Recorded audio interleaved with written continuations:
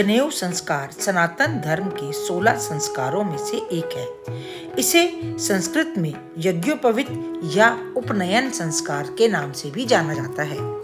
जनेऊ के 3 धागे हमारे जीवन यात्रा के 3 ऋण, देव ऋण, पितृ ऋण और ऋषि ऋण को उतारने के लिए प्रेरित करते हैं। तो आइए मित्रों, जानते हैं हिंदू धर्म के इस महत्वपूर्ण संस्कार के विषय में।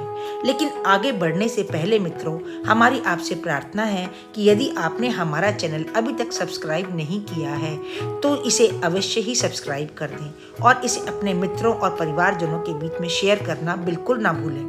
मित्रों, जैसे कि हम जानते हैं कि यह हिंदू धर्म के 16 संस्कारों में से एक प्रमुख संस्कार है, जो व्यक्ति को याद दिलाता है कि यह संसार ब्रह्मा, विष्णु और महेश की 3 शक्तियों से बना हुआ है और प्रकृति के कण कण में भी सत्व, रज और तम 3 ही गुण विद्यमान हैं। इसके साथ साथ जनेऊ के 3 धागे हमें हमारी जीवन यात्रा के 3 गुण, 3 ऋण, देव ऋण, पितृ ऋण और ऋषि ऋण को उतारने के लिए भी प्रेरित करते हैं।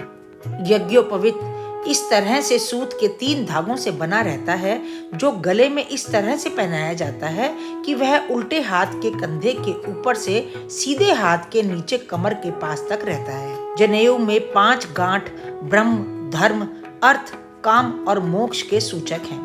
96 अंगुल लंबाई वाला यज्ञोपवीत हमें 32 विद्याओं और 64 कलाओं को सीखने के लिए प्रेरित करता है। जनेऊ संस्कार आमतौर पर किशोरावस्था में पहुंचने से पहले करवाया जाता है।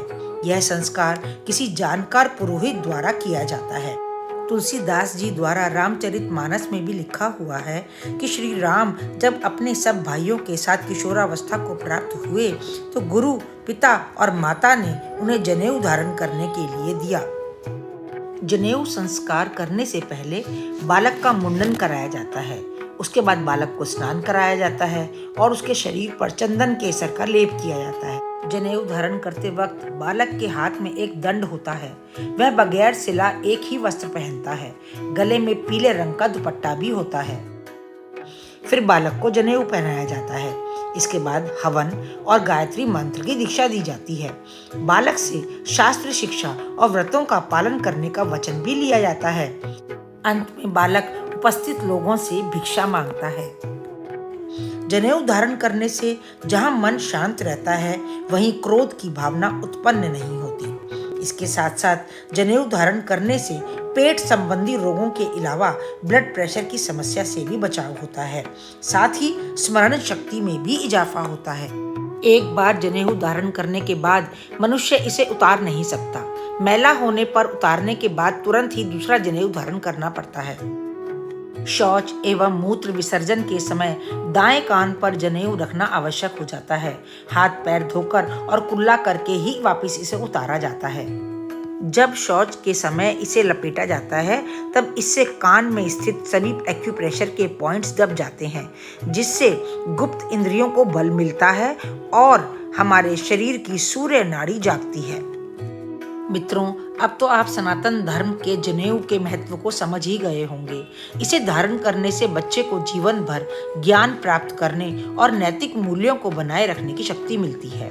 उपनयन संस्कार को लेकर यह भी कहा जाता है कि इसे पहनने और इसके नियम का पालन करने से बच्चों में अनुशासन पैदा होता है, क्योंकि उन्हें इससे जुड़े हुए कुछ पवित्र नियमों का पालन करना सिखाया जाता है। दुर्भाग्यवश मित्रों, आज का मानव किसी मान्यता में नहीं बंधना चाहता। पहले लोग धार्मिक व्यक्ति को आदर, सेवा और सुविधाएं प्रदान करते थे, परंतु अब नहीं।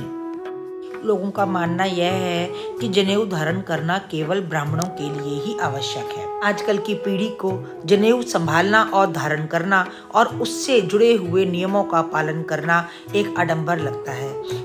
खैर, इसका निर्णय हम आप पर छोड़ते हैं। आप इस विषय में क्या सोचते हैं, हमें कमेंट करके जरूर बताइएगा। और हाँ मित्रों, यदि पसंद आए तो एक लाइक जरूर कर दीजिएगा। हमें आपके कमेंट्स का इंतज़ार रहेगा। तो मिलते हैं अब अगले व्लॉग में। तब तक के लिए राम राम।